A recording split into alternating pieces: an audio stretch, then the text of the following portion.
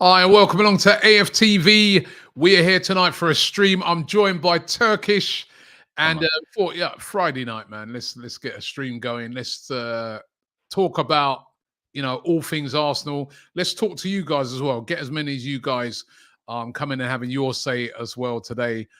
The thing we got to start talking about, Turkish, and welcome along on Friday night. Mm-hmm. Is injuries. Injuries are starting to rear their ugly head. I was at the game last night. I was at that England game last night.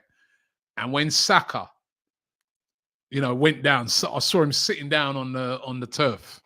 I was just like this. Yeah. Forget about the result of the game, right? Which, by the way, what a horrendous performance. But forget about that game. The minute I saw Saka go down, I was just like, brother, Yeah. no, please, Lord. Please don't make anything be wrong with him. Then we hear today now as well that Martin Odegaard has suffered a setback. We were being told that, well, a lot of talk was that after the international break, he'd be back. He's suffered a setback. According to what a lot of the rumors are saying, he may not be back until December. I know we've coped without him, but how are you feeling about these injuries? There's still no Zinchenko, by the way. There's Ben White's been out. I mean, we've coped very well without these players, but they're starting to mount up, Turkish. Yeah. That's the problem. We've coped well, but how long for? When a lot of us, like me, have said, we're like this season. So I think what Arteta's managed to do, what the team have managed to do, what the people filling in have managed to do has been nothing short of immaculate up until now. Because listen, the amount of noise that we heard off the back of the Rodri injury at City, and listen, it is all season. It is a vital player, but we're missing a vital player of our own. Yes, it's not for the season, but I've always said, let's see how Odegaard returns, because his injury wasn't a light injury either. His ankle nearly went the whole way. So that was a touch and go to be a horrific injury. Instead, it sounds a lot less horrific as it could have been, but there's going to be some adjusting for him to come back too. So we've coped amazingly well so far. When Odegaard got injured, I can't lie, I panicked. I thought, listen, Tottenham away, City away, Atalanta in between, let alone everything else coming after that. It's not looking good, but we've coped. And we go into a patch now where we're looking at the games and we're thinking to ourselves, all right, we've got a Chelsea in there, we've got a Liverpool in there, but because we've coped so well against City, Tottenham away, and other teams in the first 6-7 game weeks, we're pretty confident. But we want to hear good news about Odegaard. We want to know that, I heard a week ago the Liverpool game was the game touted as the one he returns in. That filled me with some, belief and optimism, because if he does return for that game, massive game to return for. And a week later, setback on top of that, Saka's walking off injured. And the Saka don't normally come off injured. And people like to laugh about the whole limping thing, but you don't normally come off injured, especially 52 minutes in. So I'm hoping for the best. The thing is, we haven't heard anything since. And usually in the next 24 hours, you do kind of get the gist of what's going on. Is he going to stay in the camp? Is he going to return to Arsenal? It happened with Calafiori last time. None of that's happening. So maybe it was just a precaution, and Saka is good at that as well. He knows when to kind of protect himself and come off. Maybe it's that. Hopefully it is that, because I mean, England are useless, and on top of being useless, our players are going there, and it's looking peak. So yeah, I mean, like the thing is about it, like you said, we haven't heard anything yet regarding that injury. There's been a lot of rumors sort of coming out saying that it wasn't as bad as It looks like he felt like some discomfort in his muscle, and then he's just gone down straight away, which is the right thing to do, like you said. Don't make that thing worse. And then he's come off, and there was talk that he just left the ground. He wasn't on crutches or anything like that.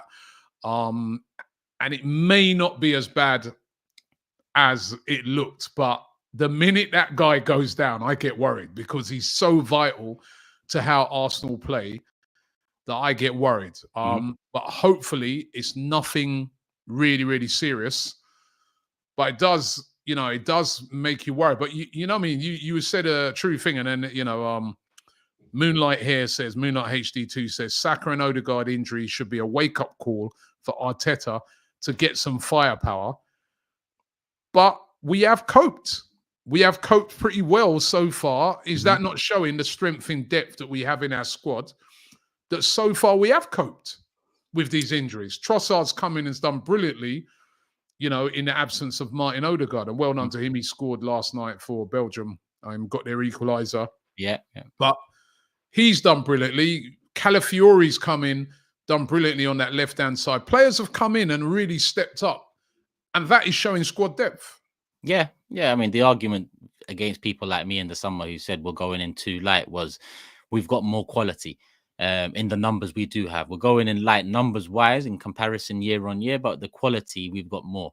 I understand that to a certain extent, and that's why I think we've managed to maneuver ourselves through this tough period as well as we have, through a mix of, you know, being so stacked in defensive positions and also having players like Trossard who can come in and do a job. Well, we've hoped for Sterling to do the same and other players that hasn't quite worked out. But, that, you know, we have coped well, but we are in game week 7 and we've been talking about injuries and talking about potential problems since game week 3, game week 4.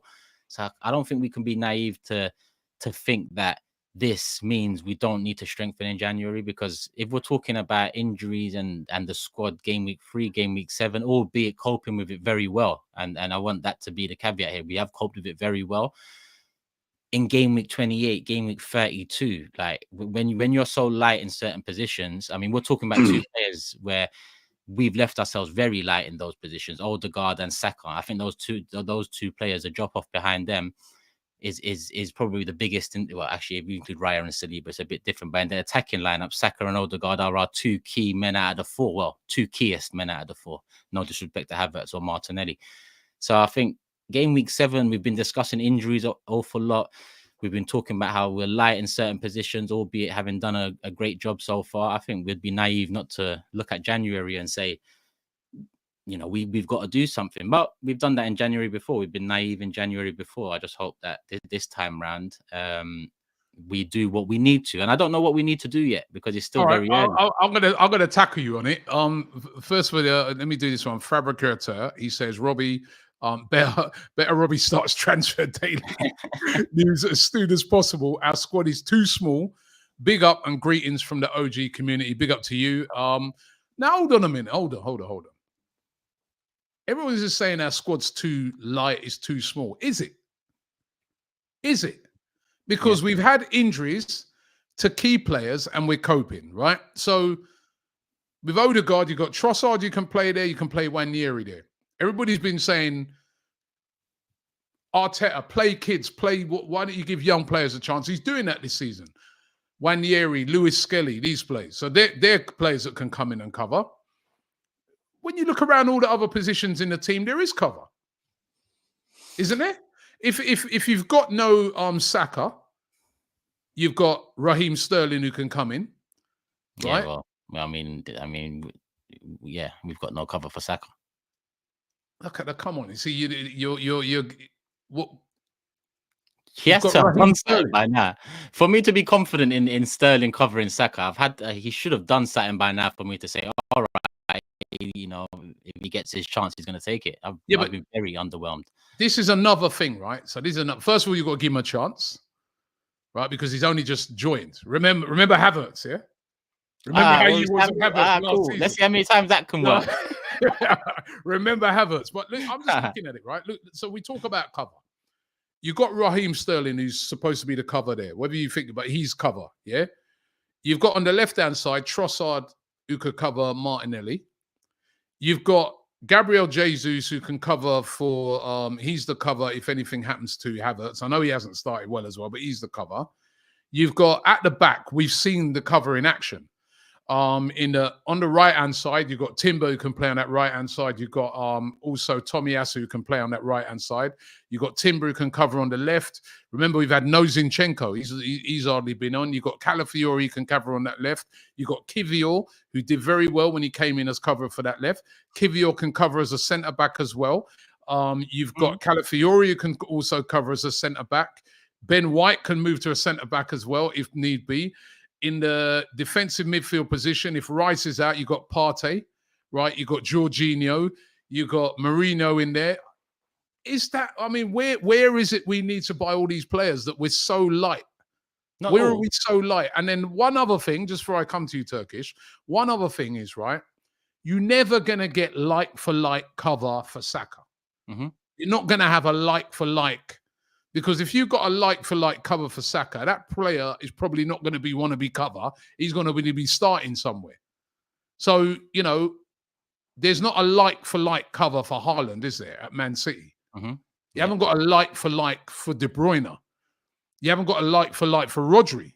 Sometimes you have to use the players you've got and find a way. But it seems like, okay, so you're right. Let's look at the attack first, because the defensive cover, I'm not concerned about defensive cover. Like, we are stacked to the point where they're pretty much all flexible enough to play across the back four. Okay, let's look at the attacking. You said Sterling for Saka, Trossard for Martinelli, Jesus can do that along the front three. But already with one piece out of that, the four-man starting attack, which is Odegaard, already without that piece, Trossard, who is the backup you said for Martinelli, comes into number 10. So now if something happens, Sterling's the backup for all three of these, or all two of these, well, the wings, essentially. Or we're saying Jesus. So it becomes very thin. On Jesus, yeah, but on Jesus as well, people think that I was backing Jesus 2 weeks ago in terms of thinking he deserves to start. He doesn't deserve to start. But Lee said something on Forever Arsenal that went mini viral on Forever. He said he would panic. He would panic without Havertz in the side. But he's also a man that doesn't think we went into the season light. So if you would panic without Havertz in the side because Jesus is that big a fall off, then we're not as strong in that position as people would like to think. And I actually agree to a certain extent that against Southampton at home, I think you can play Jesus up top and still believe you're going to win the game comfortably. Listen, we saw what happened in the game with Jesus up front. It wasn't comfortable, far from it. But you could assume you are going to do it before the games. Jesus up top, we're going to win the game. But it's the Liverpools, it's the Chelsea's coming up, it's all the bigger teams coming up, the more difficult teams to maneuver around, where we can't test the waters. And look, Ranieri and Lewis Skelly, I thought Southampton and Leicester were ideal games for them to start. They didn't start, which indicates to me that they won't be starting any big game unless hands are tied behind Arteta's back and there's nothing he can do. Because if they didn't start those games, we might as well not talk about them in terms of depth, and rightly so. Because I never want to rely on 17, 18-year-olds. So if they didn't start Leicester, Southampton, let's not talk about them for Liverpool. It's Chelsea, early in the season, though. It's early. But I mean, the home games against newly promoted sides. It's early. You're not going to get it again. In terms of two of them are out the way now already. And I thought they were ideal for a Ranieri or Lewis Skelly to start, get some more game time, acclimatize and all of that stuff. They didn't. So I don't see them coming in for Chelsea or Liverpool. So with one Odegaard out in attack, we're all of a sudden light, because you mentioned Sterling, but like, we have to give him a chance. I have to give him a chance. But the chances he's had so far, aside from Bolton, where, let's be honest, that the ball fell to him on the goal line and he tapped it in. Aside from that one, where his performance was better than we've seen in other games, if we have one more injury and Sterling starting the game, because Jesus and Sterling both were not good enough on the weekend against Southampton. So as much as they're there for depth by name, the quality at the moment is up for question. And that's where, against Liverpool this month, against Chelsea this month, or next, whenever it is, hopefully Odegaard is coming back, because we're going to need him. We've coped well, but we're going to need him 100%. Yeah, no, we listen, we obviously we want... Rob, sorry, one more thing. Against Southampton, we played 3 DMs. Against Southampton, it was 3 DMs. So that kind of highlights, without Odegaard, what can we do? It's either Ranieri or 3 DMs. Because Marino wasn't available as well. So Marino's a vital piece of this team as well, because he's the only natural 8 we have. And he's been missing up until recently, and we've coped. Yeah, 100%. In the toughest games. Yep. Is that not showing? That shows squad. That's squad depth. It does. I mean, the toughest games are out the way, but it's not the toughest games that cost us last season. It's some of the games we looked at as a given. So, as much as we've maneuvered around the 3 tough away games, 3 of the top 5 tough away games this season in Villa, Tottenham and City, we know, slip-ups against Fulham or slip-ups against West Ham can cause problems come game week 38. So every game's important, really. And I just thought we had opportunities in the last 2 to rotate a little. Let's not forget Leicester at home, Southampton at home, 2-2 against Leicester, 65 minutes in. It took an injury time winner to win it. Southampton, 1-0 up. free, those games haven't gone in the ideal fashion, that we'd all Yeah. expect. Clean sheet, handsome wins. That we've scored the goals we expect to score, 4 and 3, but the game didn't work out how we'd expect it. So I think as much as we got 6 in the last 6, there's also some signs there where it's like we need to buck up our ideas quick. Yeah, Rodriguez says Zengrova from Lille for the right wing. He's electric. And I think he says Gorkarez. Khalid says, I understand your point, Rob, Don, but it still scares me. Of course it scares us. Yeah. Sud says, big up to Turkish and Robbie. Unpopular opinion, but instead of going for a 9, why not an experienced player who can play across the front three? Someone like Leroy Sané or Serge Gnabry. Like, listen, we got to think about players you might be able to get. Possibly could get Leroy Sané. He's not really figured a lot at Bayern, especially since, they brought Michael Elise in.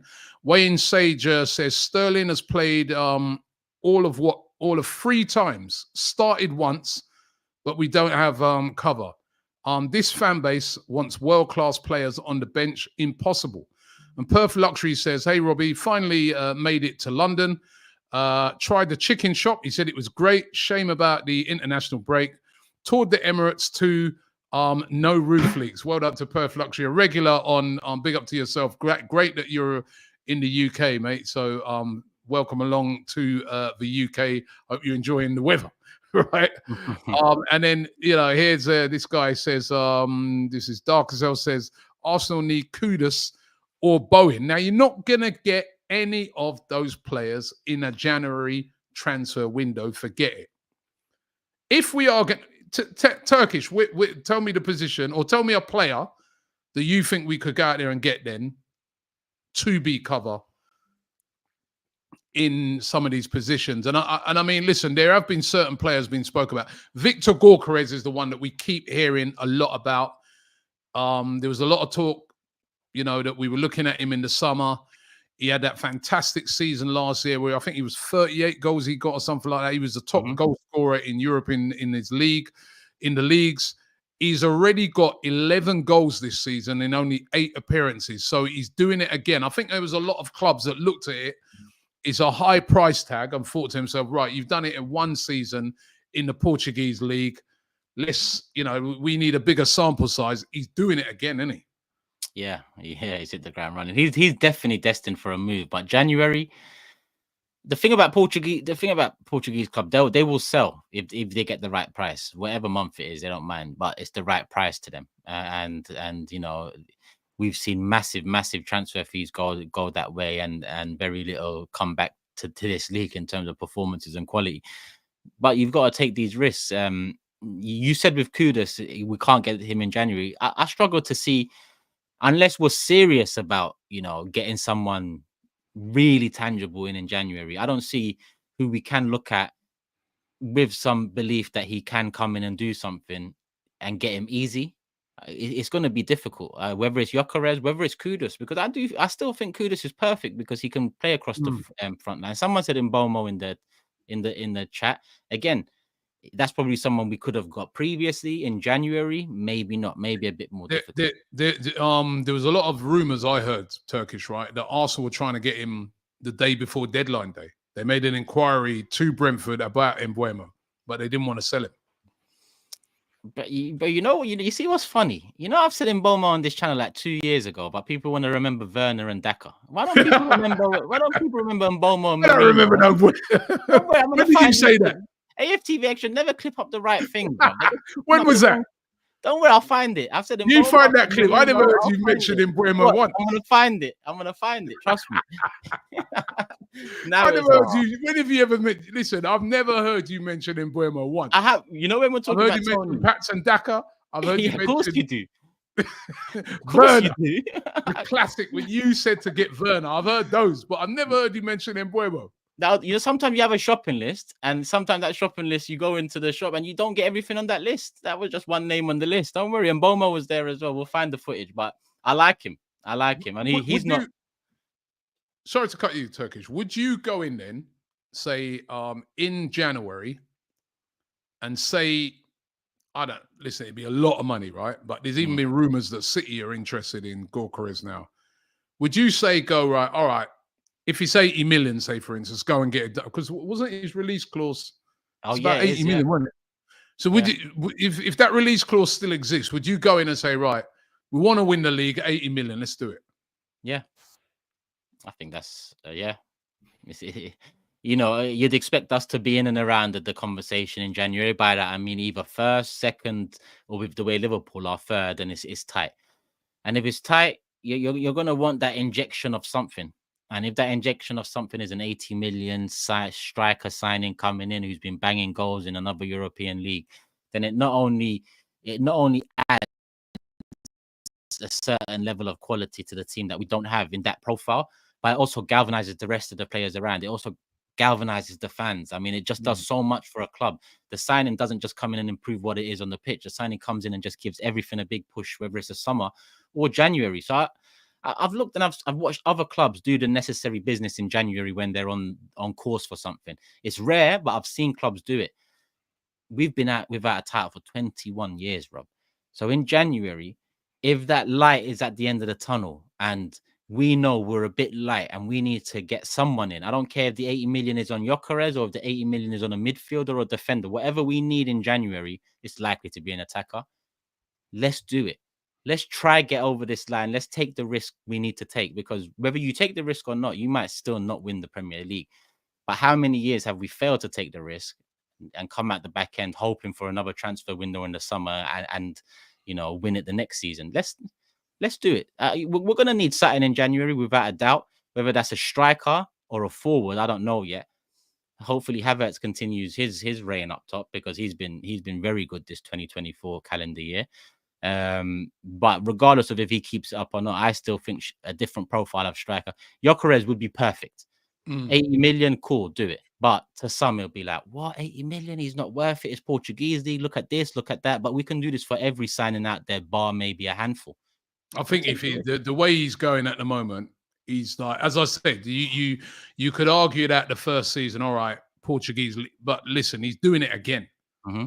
He's doing it again, man. And to me, like, you know, and even I've spoken to some Portuguese fans, and they're like, "Hey, this guy's the real deal." I've spoken to Swedish fans who reckon that he's better than he's better than Isak. So you know, he's. I hear what you're saying on that. I hear what you're saying on that completely. KD says, Rob, we can't play we can play Sterling, Martinelli, and Kai in a front three in the Premier League. What about the Champions League? We can't expect them to play every game. 3 games in 7 days until the next international break. Turkish's points is we don't have rotation. And then Code Shadow says, maybe not in January, but Marmoush, this is another player, Marmoush, who's been heavily linked from Eintracht Frankfurt, and Gyökeres are a must sign. They both can play anywhere in the front three. That Marmoush as well, Egyptian, is really, sparking a lot of interest amongst a lot of teams, including, I saw the other day, Liverpool are one of those clubs interested. Arsenal said to be interested. Sud says, Robbie, I get what you're saying about being expensive, but I heard his contract expires in the summer. I think that is true, and he didn't sign a new one. He could be available in January. Leroy Sané, he could be available. Mm-hmm. Actually, you're right. I've just double checked that. Yeah, on 3rd of July 2020, Bayern Munich signed a 5-year deal with Sané 2025. So yeah, that's Yep. Brandon Bowles says, love your work, guys. Big up to Turkish. Hashtag Crocs. And he must know you. You love your Crocs. Yeah, come on, man. Joe Wright says Semenyo would be that Trossard signing. I've been very impressed with him. Yeah. That Semenyo at Bournemouth. Ghanaian international, really, really good player. Very impressive. I'm just trying to you know what? With the Gyökeres one, I'm kind of, listen, that could be the sort of signing you brought in a January that could get you over the line, but it'd be very expensive. They probably want, if there's a release clause, there's a release clause, right? And we do know that Gyökeres, if you listen to some of his comments after the transfer window closed, he sounded like a player that was a little bit upset that he didn't get that move, because he was talking about the fact that he'd been priced out of a move by Sporting. They didn't, You know what I mean? They weren't dropping off of that release clause, and that's why he didn't go. Yeah, you can. Yeah, I mean, when you see your name touted as much as his name was touted over the summer with various clubs, I guess there's a certain level of, you know, ambition, optimism that comes off the back of it, and when it falls through, you know, it's on to the next one. And I know the interview you're talking about, some of the things he said, and you can tell that, you know, he wanted something and it wasn't to happen, but you can also see and tell that he's put his head down. It's time to get to work again. He started the season in great fashion. He ain't licking wounds or feeling sorry for himself. That's a great mentality. I didn't get my move this summer. I'm gonna get it in the next window or next summer, one or the other. So yeah. This comment here from Gunnar G, he says, and if we don't fix up and start winning, Saliba will go. Now the Saka's injured. I hope this isn't a downhill moment and that Arteta's blame, regardless, not resting him. Well, he was playing for England, so it had nothing to do with Arteta. no. The Saliba one, these links, right? These links, you keep hearing about them every day now. Real Madrid. This is the way Real Madrid do it as well, isn't it? Yeah. They drip, right? Start to destabilize a player, and then next week, you know, they come in. Now, Arsenal do have Saliba tied into a very long-term contract. But that's a good point by Gunnar G. We've got to start winning things, man, or players, not just Saliba, other players as well. Are going to become targets. Odegaard will become a target. Saka will become a target. You know what I mean? And we've got to start winning things. 100%. We've got to start winning things. He's got a bit of time left in his contract, but it's not a lot of time. 2027, I think. So next year it'll be 2 years to go. And modern day football tells you that 2 years to go means the power is in the player's hands more often than not.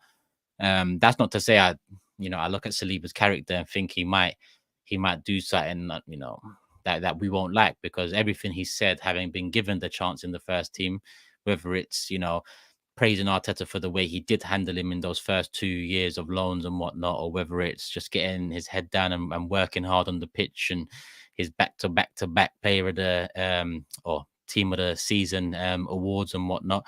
We knew this was coming, inevitable. But whoever sent that comment in is right. It comes down to trophies. For the biggest of names, it comes down to trophies. For the best of players, it comes down to trophies, because they're going to make the money regardless, because they're the biggest, they're the best, right?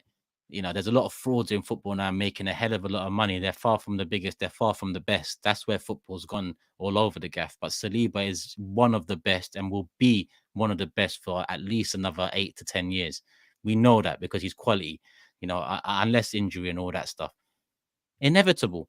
And I'll take this back to 20 years ago, and I might get myself mad again, but even when we was winning stuff at the top of our game, there was always a sense of these clubs that have that Champions League ambition can come in and take our players. Vieira flirted with moves every summer. Henry eventually left us, and Henry didn't just leave us for that.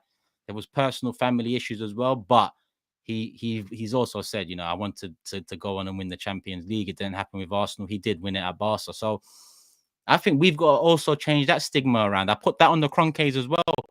You know, this is the club you bought 20 years ago. It's not only about bringing us back to where we was when you bought us, but it's also building on where we was when you bought us, which was a team at the top of the table in Premier, in this league, year in, year out, first, second, third at worst. And it's a team that had world-class quality players fighting, trying to win stuff. We never got over the line with Champions League, and we saw up until now the stigma that leaves.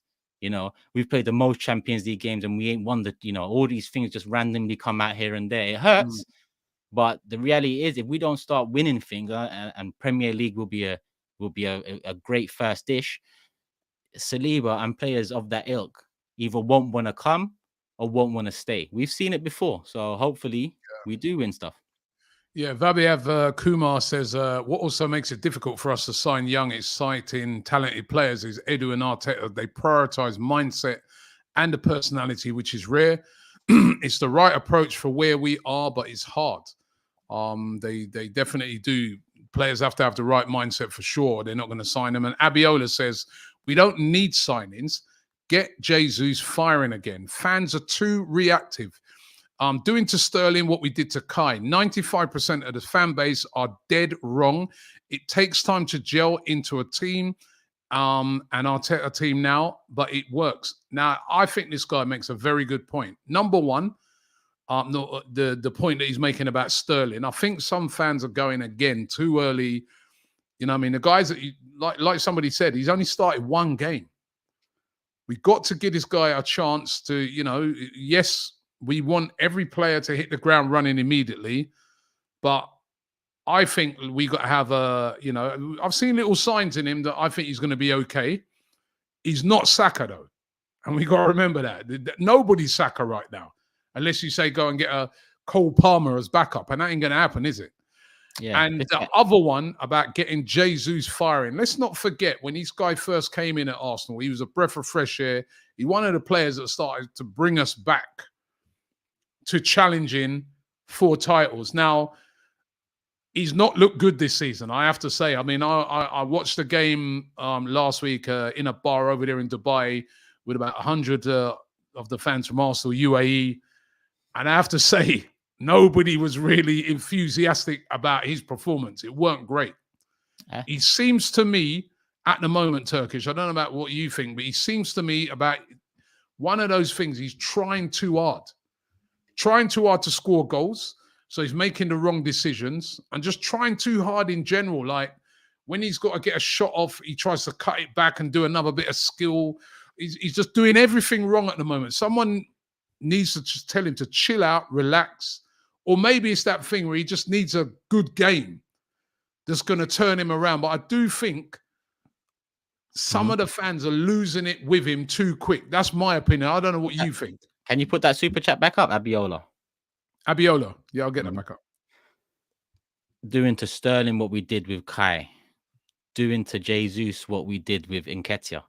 We can word this sentence many different ways to suit many different arguments. Because the fans did similar with Nketiah, saying he's good enough to be a backup, he's good enough to rotate, give him a chance, he's young, so, you know, as much as I'm not saying you're wrong here, because Kai is someone that turned around opinion, there's examples of the opposite, you know, everywhere.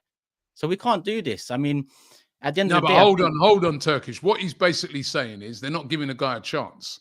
So with Kai Havertz, when he came in, there were some fans that were just straight on him. They weren't giving him a chance. It was still early. We've seen this in a lot. Yes, you can say that, but we've seen Dennis Bergkamp when he first came. Remember? You remember how long it took him to get going? Yeah. Henry didn't get going straight away, right? Robert Pires didn't get going straight away. So you got to have a bit more patience. Yeah, but I mean, you know, it's not the player's fault. We've gone 21 years without a trophy, but there's a balance of patience to be had. You know, I mean, how many? I was told to be patient when it was the Fabregas era, Nasri era, and all that because it was a youth team. I was told to be patient when it was Oxlade and Wilshere and Ramsey and Jenkinson when it was an English youth team because the European youth just decide to up and leave when it's time to up and leave. That was the stigma then. I was told to be patient when we moved into the Emirates. I was told to be patient when we were told to be excited. So what now? How long does this patience go for? Because you know certain men are just dropping dead, and you know they've been told to be patient for years before that. You know, but they're patient with a player. Come on, you're twisting it up now. Yeah, but patience. But come on, man. I mean, it sounds good what he said. It sounds good. Like, get behind them. They need time to gel. What do you mean? Like, we need to win this season. And we do. But I mean, we got to be realistic as well. I want every player to just come out there, hit the ground running, and fire. But it don't work like that. We've got history of that in every club over the years, where a player doesn't immediately hit the ground running, or a player also can go for a bad patch.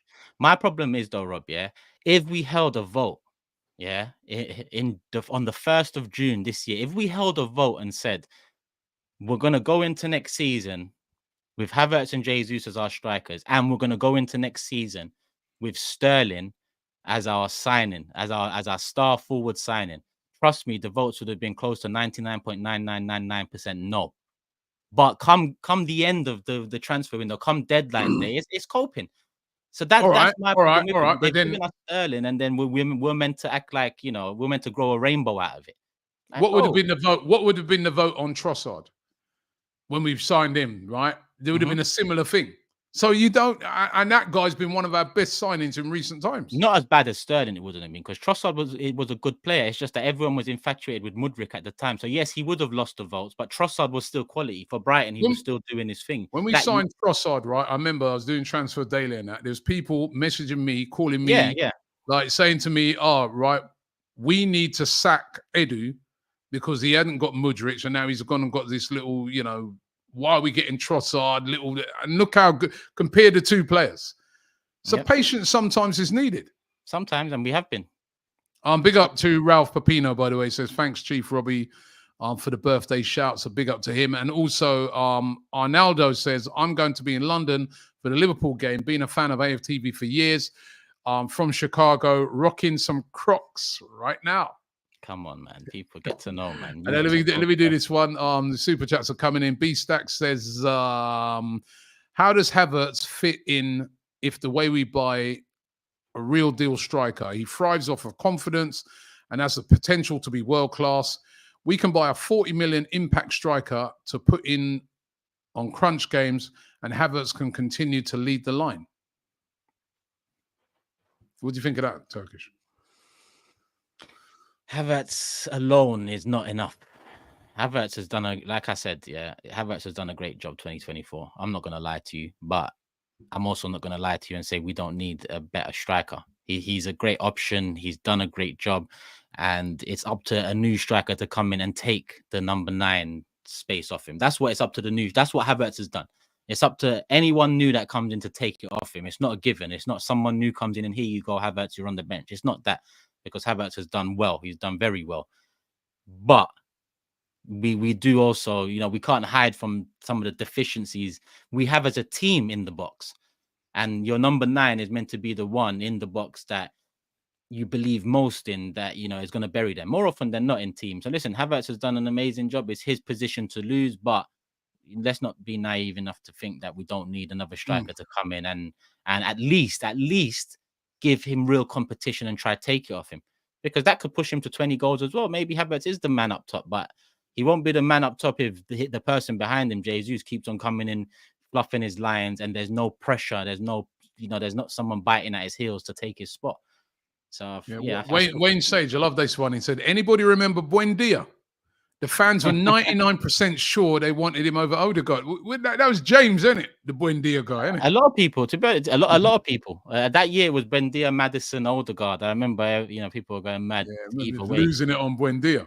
Chrysalin says Trossard was a January signing versus Sterling was a last-minute summer signing. I feel context matters, Robbie. So this is someone who's supporting you, Turkish. Yeah. Marco509 says, I didn't want Trossard. I didn't want Havertz. I didn't want Eddie. I didn't want Jorginho. 3 out of those 4 players have been decent. Let's see at the end of the season. That's another great point. But it's not always them obvious players, you know? Yeah, but I didn't want Lokonga. I didn't want Tavares. Tavares, by the way, is playing really well at the moment. They said he's doing really well over in Italy at the moment. Paul Drury says, I love Jesus. He's a fighter, yeah? And he's been quiet, but there's a place in the team for him. I'd use him as a winger, replacement for Saka, or bring on Havertz to rest him now and again. I'd still think Jesus has a role to play. He's not started the season well. I agree.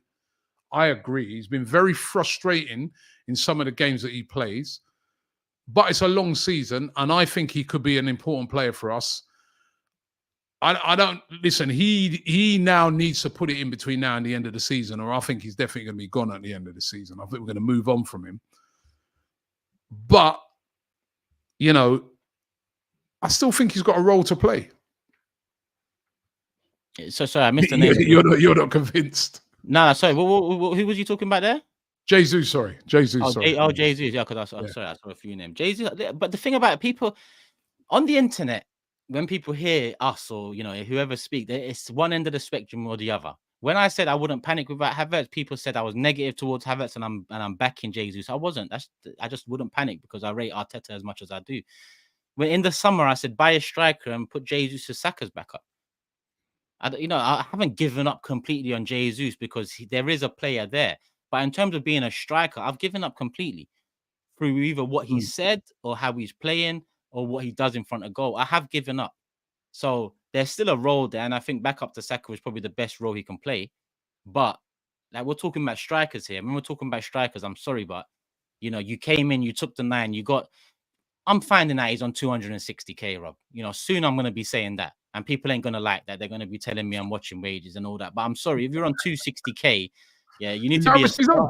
Yeah. What kind of nonsense? But I get it. I guess we had to draw him away from City, and that's what we had to do. But you're on that money, my bro. You got the number 9 shirt, and you're talking about you're shy in front of goal. I thought it was Havertz that was shy. Instead, Jesus has come out as the shy one. Jesus, so mad. What? That's an interesting one there. Imodin, he says Gorkarez wouldn't start ahead of Havertz anyway. Would he? Would he not start? Would he? He probably wouldn't. It's up to him whoever comes in. It's up to the person to take it. Unless we there's no £80 million on a player that don't start. Yeah, Havertz was 65, so he would have to take it. But I'm confident a proper striker comes in and makes it their own. That's not me saying Havertz strictly goes to the bench. Maybe Mikel finds a job for him somewhere else, because I didn't see him as a striker, and Mikel brought him in as a midfielder. So maybe a striker comes in, and Havertz is not only backup striker, but he's also our number 8 or whatever. I don't know. All I'm saying is, in the striker department, we can do more, have more depth. Yep. Wayne Sage says, I wouldn't panic with Havertz. Lee finds everything worrying. That's true. That's true, yeah. Lawrence Bailey says, if Wanieri played a lot on the right in pre-season, maybe he could be the solution if Saka gets indeed injured. That's true. He does look like a player could play wide as well. Didn't start against Leicester or Southampton. Don't expect him to start any big games. Daily Reminder says, Robbie, how on earth did you pick Pedro Porro over Benny Blanco in We Come in Peace? The show, it was a disgrace. Listen, I have got to apologize for this, right? Like, you're in that show, right? You're under so much pressure. And I was like, which right back can I get? Right? And I was like, and I thought, like, look, because you could only pick, I mean, you guys have to go and watch the video, but you could only pick it amongst the teams. And I feel bad that I forgot. To be fair to Rob, and I'm not often fair to Rob, I was there, and after the video cut, he was like, how didn't I think of Ben White? As soon as the camera went off, he was like, how didn't I think of Ben White? So yeah, it gets like that, people. When you got camera on you, whether it's quiz or whether it's sometimes the lights can get to you a little bit. So that's what we'll put it to. I still feel bad about it, man. I mean, Porro as well, But then remember FJ, right? FJ, he forgot to pick Diaz. Yeah, and he was and before I knew we couldn't get Diaz out of his mouth.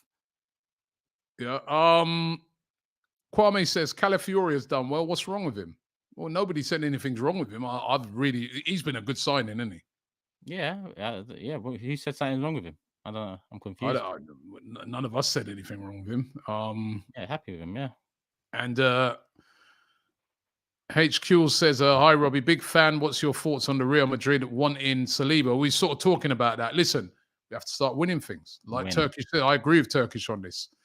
We have to start winning things. He becomes a target. Listen, when you've got these players of the highest quality, which is Saliba, Gabriel, Saka, Odegaard, even Havertz was going to start coming into a category, keep scoring goals. Those clubs will start come sniffing around. Yeah. And those players, we saw it, like Turkish said, we saw it back in the day with Henry. He went to Barcelona and he was sort of like, we considered him Arsenal through and through.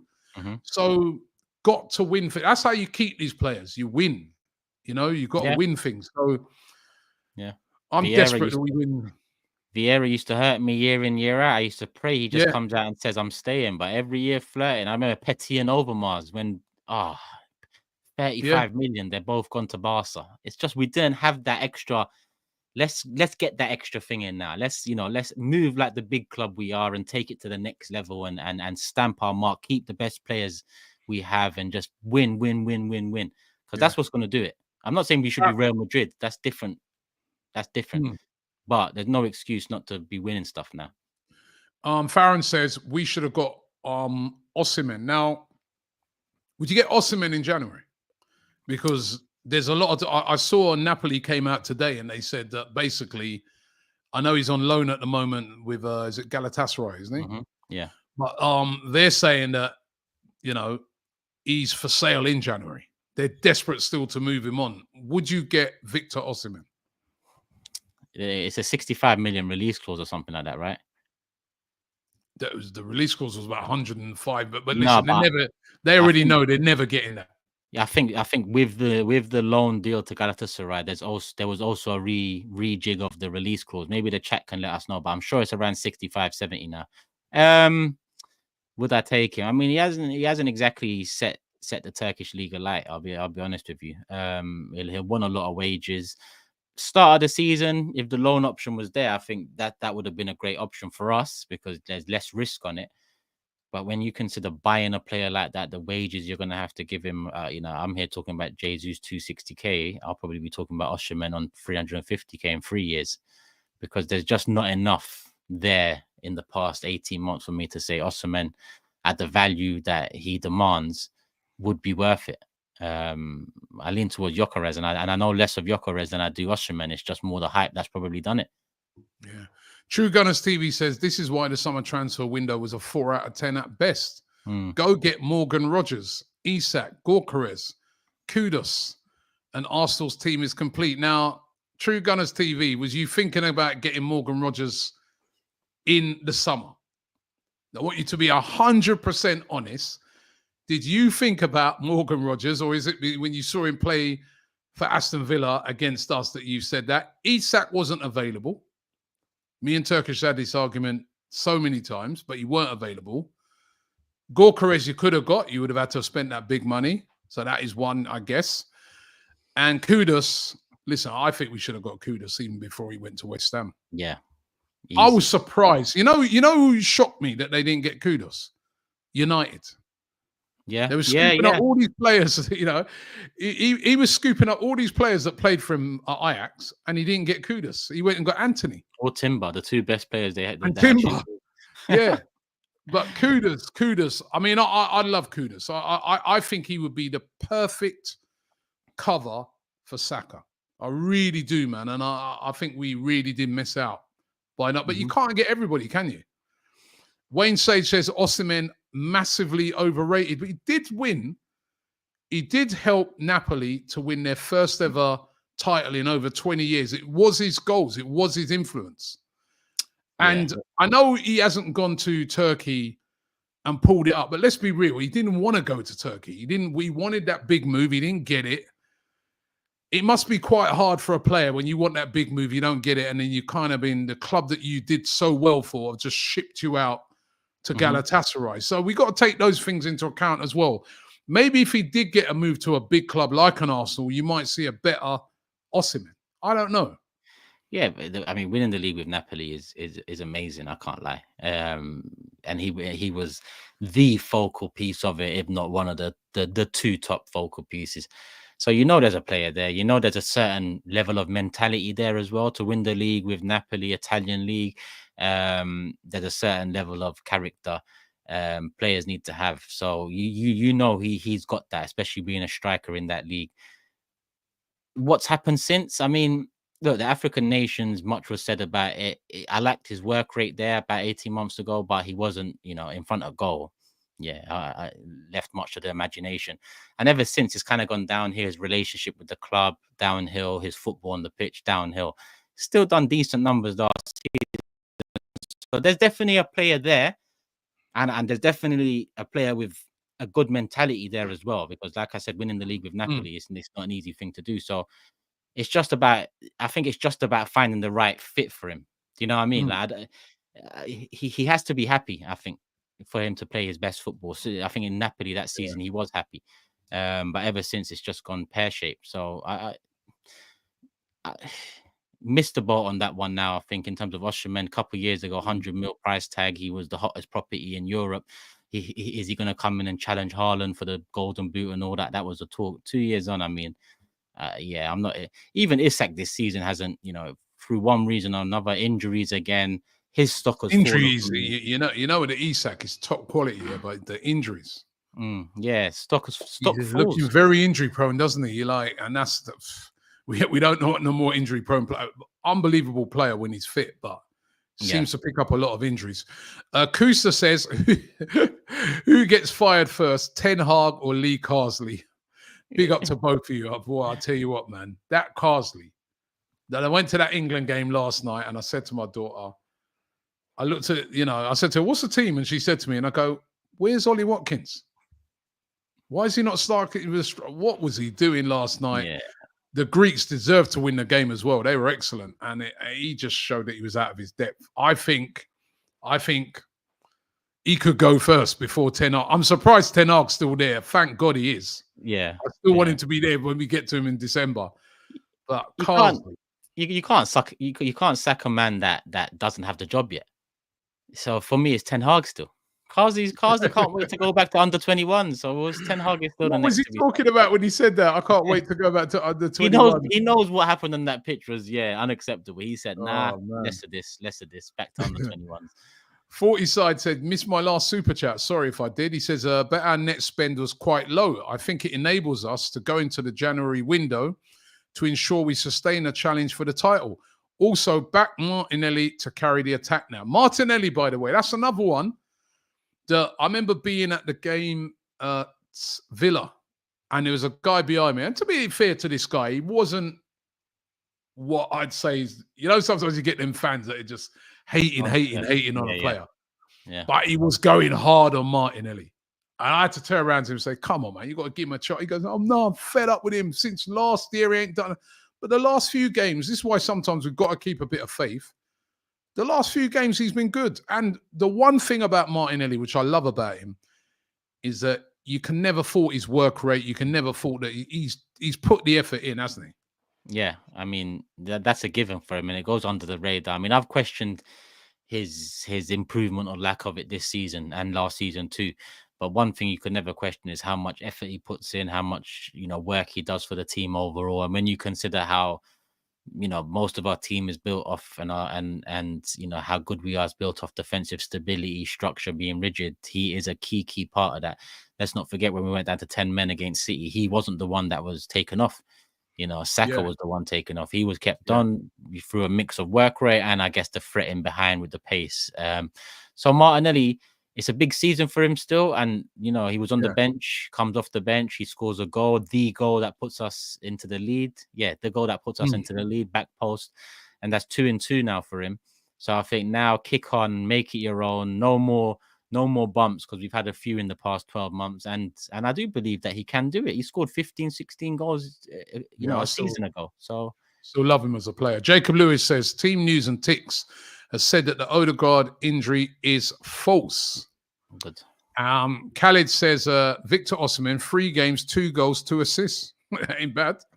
Yeah, ain't bad. It's for Turkish league, man. What did you just say? Yeah, Turkish league. Yeah, you think I rate our league? Our league is not exactly. What did you just say? Our league is not exactly the toughest league to play in the world, where you have people like Cardi, Van Persie, all of them go towards the end of their careers to go bang some goals in. You're not going to be welcome in Istanbul, man. Nah, I'm good. Don't worry. My uncle's got me. Jeez. I'm surprised that's come out of your mouth. The Turkish league, it's not great quality though, Rob. What am I meant to lie and say it's great quality? It's not. For a striker like Osimhen, two goals in 3 games. I mean, I'd expect a bit more. Okay, Sabucio, I hope I pronounced it right. He says, what would you guys rather do? Gyökeres now in January or Isak in the summer? Desperate for Kudus, but West Ham will want 3 figures like Brighton did when they wanted Caicedo. Gyökeres, January. Yeah. Gyökeres, January. Yeah, I think we've got a chance this year. I don't want to leave it to next year. Yeah. I'm with you. Akeem says Martinelli came on for Brazil last night and gave them that level of injection that was needed. Good. To be honest, I haven't kept up to date with it, but that's good. That means his confidence is still going. So he didn't start the game, comes on, does well. All right, say no more. Well, who we got for first game back? Bournemouth away. Hopefully he can get another goal. And because I still think in terms of our attack, he can be a big threat. We know he does everything else good, but he can be a big threat in the box. He just hasn't refined his game in the final third enough for me. Do you want to read this one? You don't. If you think Go bring up Openda again. Let's do this. Hey, Openda's gonna go to like I don't know where he's going. He's gonna go Barcelona. What's he done this season? What's he done this season? He's gonna. What's he Let been me like? see what he's done. What's Openda done? I'm gonna check it as well because I know you tell me lies. 6 games, 4 goals. It says. Is it?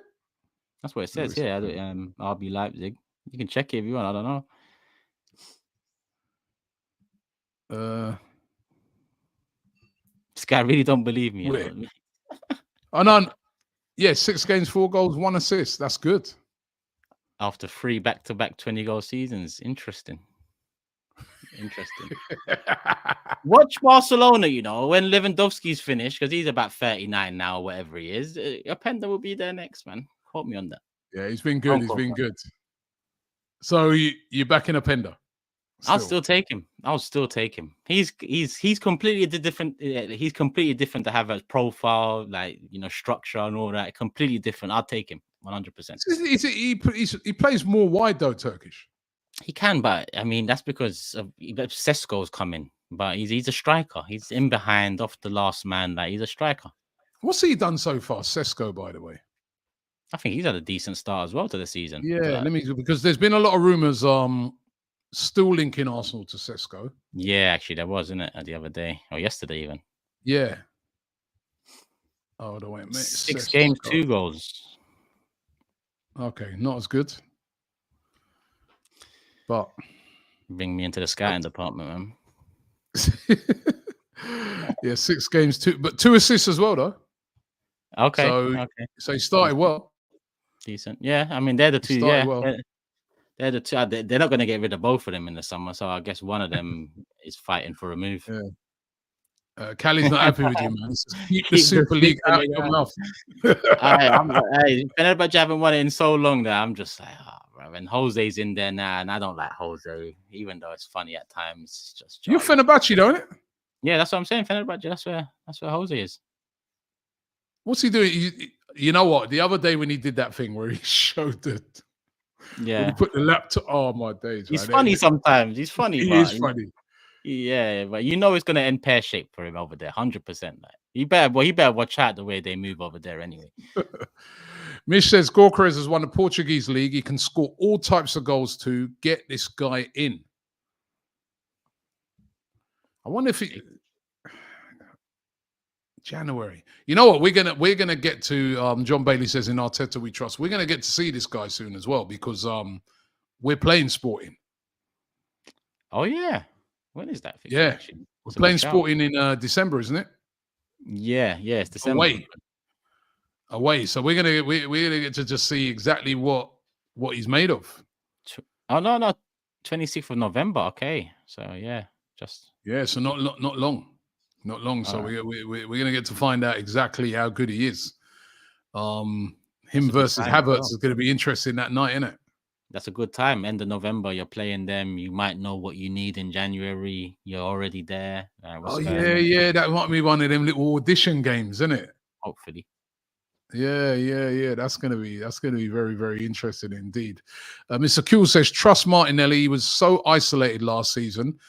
He was by the touchline, chalking his boots. This season, much closer to goal, and I reckon he'll get 22 to 23. Martinelli is back.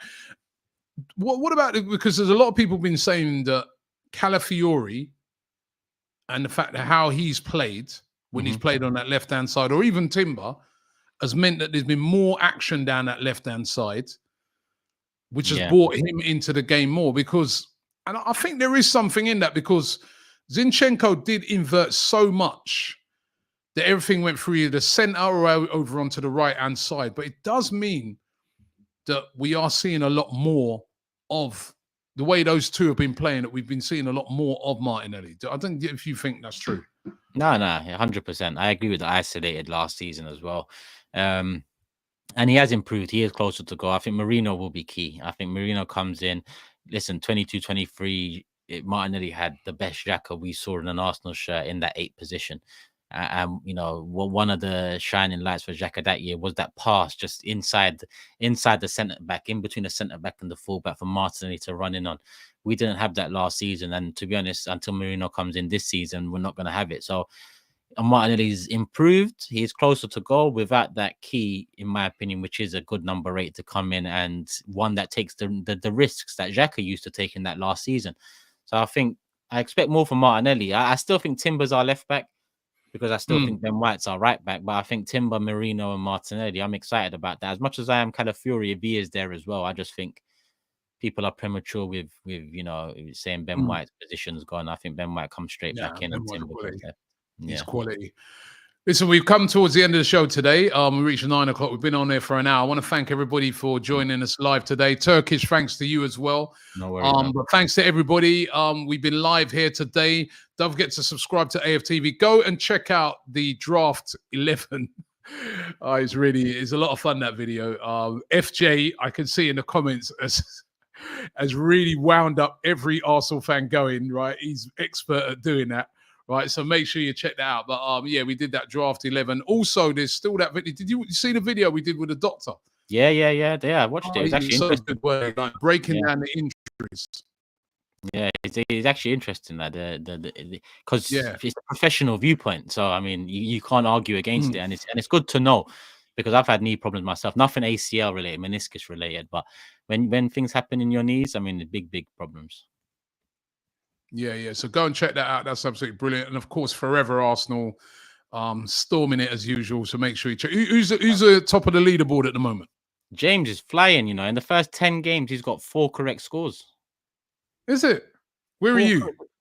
I'm somewhere, man. I can't remember. I'm top of the Big 6 prediction table. I remember.